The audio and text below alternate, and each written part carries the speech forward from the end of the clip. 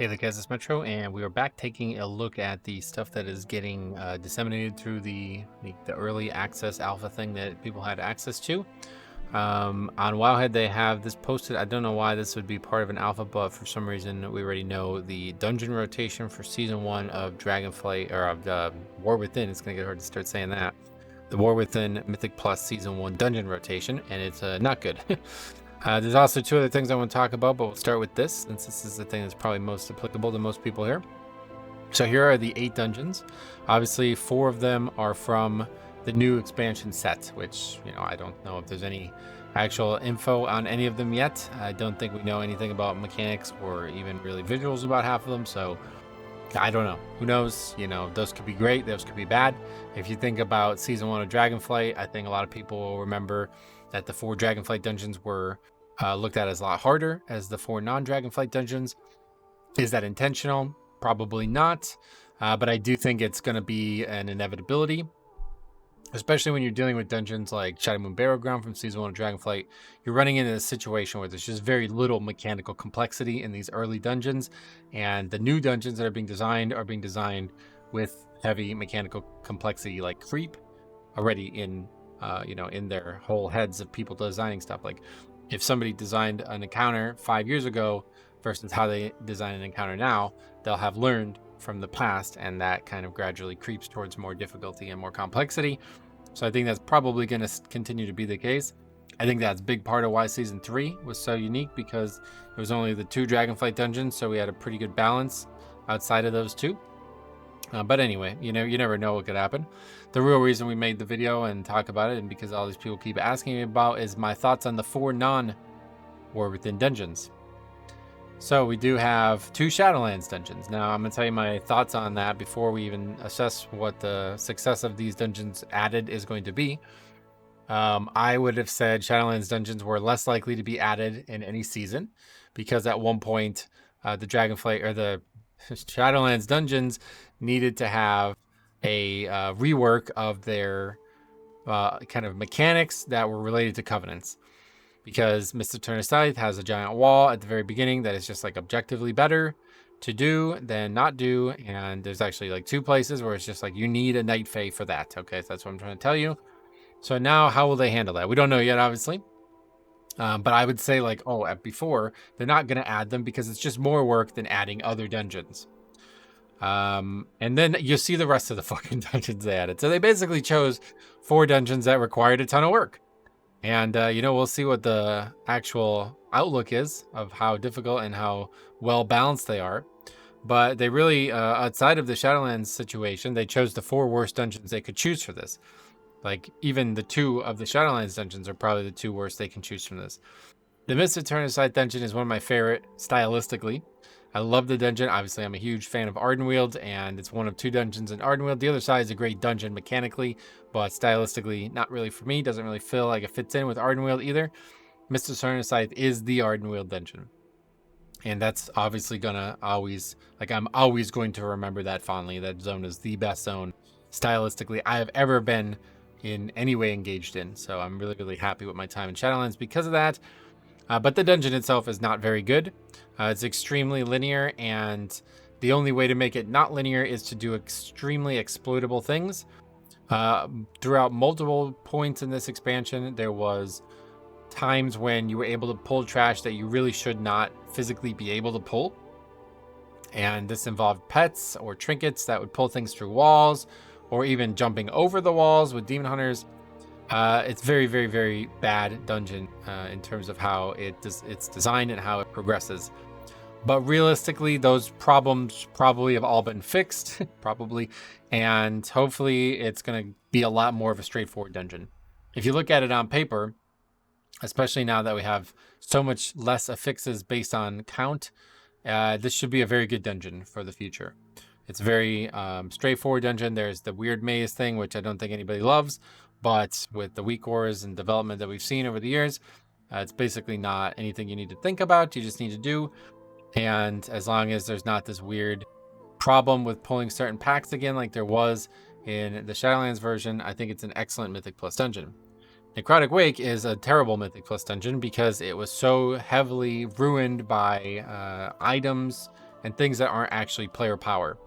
But it was a very fun Mythic Plus dungeon because of it. You know what I mean? So from a design standpoint, it was a total adjunct failure.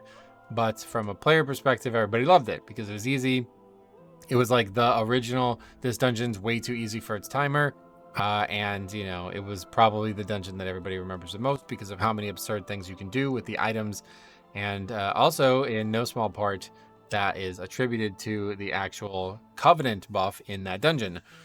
So we won't know for sure what's going to happen with that anytime soon, I'm sure. But that dungeon is probably going to be the one that's going to be the most changed. And if you remember season 1 of Shadowlands, this dungeon was actually absurdly difficult. It was the hardest dungeon in the pool, and they actually nerfed the health of the mobs. Like, they just flat out cut off percentages of the healths of all the bosses and all the trash. I've never seen them assess a nerf like that before, but I think it was partially because of they knew what they wanted from the buffs and the weapons, and it wasn't being accomplished with the health pools that we had scaling up against the weapons. But they didn't want the weapons to just flat out one-shot bosses or something like that, so that's why they didn't buff those. There was a bunch of weird stuff, like you guaranteed crit, you would automatically use the weapon and it would crit, all this stuff that's just probably not coming forward, and that kind of worries me, because this was a big part of why the dungeon was good and fun. Without that, you actually have probably 2 of the worst bosses I've ever seen in Mythic Plus, and honestly, yeah, that third boss is maybe one of the worst. Like, it can very well be on my list of the worst Mythic Plus bosses ever, because it's like a gauntlet. Like, you flat out will just lose if you do not do the mechanics quickly and right. And this is why the dungeon was so easy, was because this boss was incredibly difficult, but you can literally just use the weapons to basically one-shot the things that you needed to worry about on the fight. And if you didn't, like, if you ever go back and look at the Shadowlands footage I have, go find a failed run that is a disband on that boss, it's going to be because we wiped once. If you wiped once, the spear is gone, the weapons that you have are gone, then you have to do the fight right, and nobody knew how to do the fight right. So if all of those things are gone or heavily limited, it's going to be really, really, really, really hard. But on the bright side, that boss is one of, you know, the 2 that didn't have the ability to use the actual Covenant buff. So provided they do keep the actual weapons at their normal strength, it could still be, you know, that easy to get by it. And then you just have the last boss with its infinite bugs, really bizarre bugs on that fight, but that's a whole different story. I actually have a great video on me soloing that fight, even though it shouldn't be soloable, which you can check out too. Anyway, those 2 dungeons are Shadowlands dungeons, so I'm very pleased to see it. My ideal would have been not to those 2. Halls of Atonement would have been number 1 for me, but those are great options. If I had to pick, those would probably be 3 and 4 in my list of top 8 from the expansion. So then we have the 2 worst dungeons they could possibly, well, okay, just don't say this out loud. It's not the actual worst. The number 1 worst for me is going to be Told to Gore. Whenever that's added, it's going to be a disaster, and I'm immediately going to regret playing the season. But Siege of Bralis is very, very, very close to that because of how honestly stupid a lot of the trash and mechanics in that dungeon are, how unfun they are. The last boss especially, just like a flat out gimmick, but tuned to last boss difficulty. And then the way that bolstering and everything interacted with pretty much all the trash in that dungeon makes it something I have no interest in playing again. It's basically going to be like Everbloom, but with worse bosses. And that's saying something. The other weird thing about Siege of Bralis, and like we were saying about needing more work than your average dungeon, is it has 2 versions. There's an Alliance version and a Horde version. The Horde version, from what I remember, was just looked at as like objectively easier, quicker. Like the Alliance people would literally have to change the way they routed through the dungeon to do the Horde version effectively. And I don't know what the fuck they're going to do about that. Hopefully it's not just going to be based on what actual faction you are now, because that would be totally imbalanced. But anyway, yeah, we'll see what that looks like.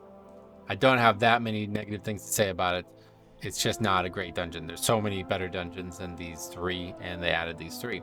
And then we have Grim Batol, which is just obviously a terrible, terrible addition. If you don't know why it's a terrible addition, it's because 50% of the trash that you fight in the dungeon can be killed with an item, basically. And it's an item like in the form of a mount that you now have to rain fire on. And in a pug setting, even when you do it on like a time walking difficulty, if everybody focuses on one pack and accidentally kills it, then you're just wasting charges of the item, quote unquote. So this is, if this is actually in, which it better not be, it's going to be a complete disaster, and it's going to be probably the worst pug dungeon ever. And if it is in, how are they going to handle count? Basically, the way it works is any damage you deal with the Drake will be permanent, and prevented. Like there's no way to stop it from, like, I don't know what I'm trying to say here, but regardless, what I'm meaning is the count would need to be attributed to you killing the enemy, and if it gives count, then it's overpowered as shit if you kill the enemy, right? Because you're basically one-shotting a pack out of combat. And that is just totally imbalanced, and there's no way the timer is going to work if that is accounted for. It's going to be the messiest dungeon ever. Let's just put it that way. So who knows? I think that dungeon needs a total overhaul for it to work, and they somehow chose to do that in Season 1 of Dragonflight, or Shadowlands. So Season 1 of The War Within. So we'll see how that goes. The other two things I want to show you guys and talk about is this account-wide leveling rewards. Experience rewards comes from the achievement for reaching level 80. Each character in your account with which you reach level 80 increases the experience all other characters receive by 5%. 4 other achievements in the same branch likely reward another 5%, which stacks up to 25% total experience. So I have a little bit of experience with this idea coming from the MOP remix. That effectively gave you like 300% more experience. As long as you had a character at max level. Effective, it's a little bit more iffy than that. It was a total disaster. It totally breaks leveling. If I could show you, I should have recorded this. I basically was able to level the character the first time through in 14.5 hours. The second time through, I leveled to 70 or to 60. I didn't get to 70, but I leveled to 60 in 2 hours and 45 minutes. That equivalent on my first character took me over 8 hours. So it totally destroys leveling, makes it totally unfun for me. And as long as it's optional, I'm fine with it. I don't know how this is going to work. I assume based on the way it's worded is it may not be optional. So, but this is a very interesting idea because it does make warbands feel like real content. Like you're actually playing alts for a reason. I'm not a big fan of this idea, but I know a lot of people are. I do not want to play alts to empower my main, but leveling is something I definitely enjoy playing alts to. So if there's more stuff like this, I'll be happy.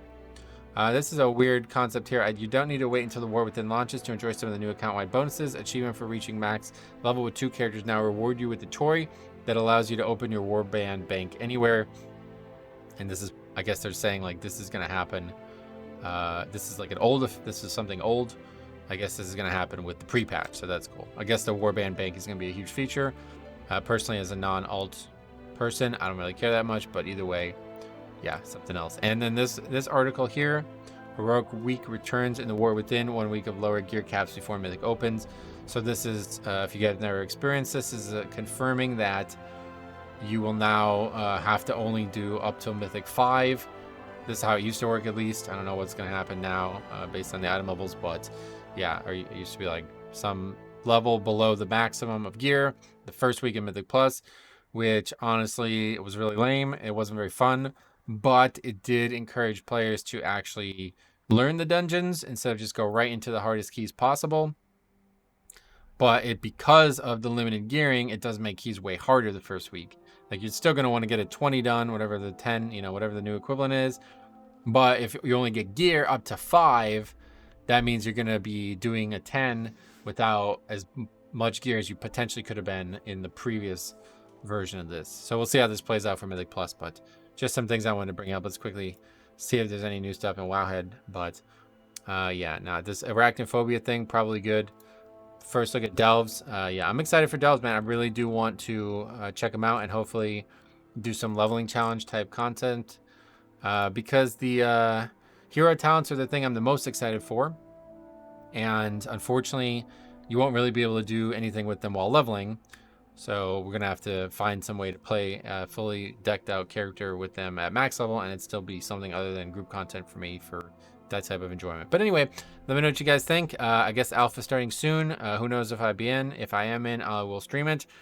If I'm not, I will be very upset and just ready. A little, yeah, whatever. I'm upset already, but hey, stay tuned. There's obviously a lot of optimism coming in a few weeks here, and then season 4 starting one way or the other next week. So stay tuned. Let me know what you guys think about all this stuff, especially the dungeons, and we'll see you guys in the next one.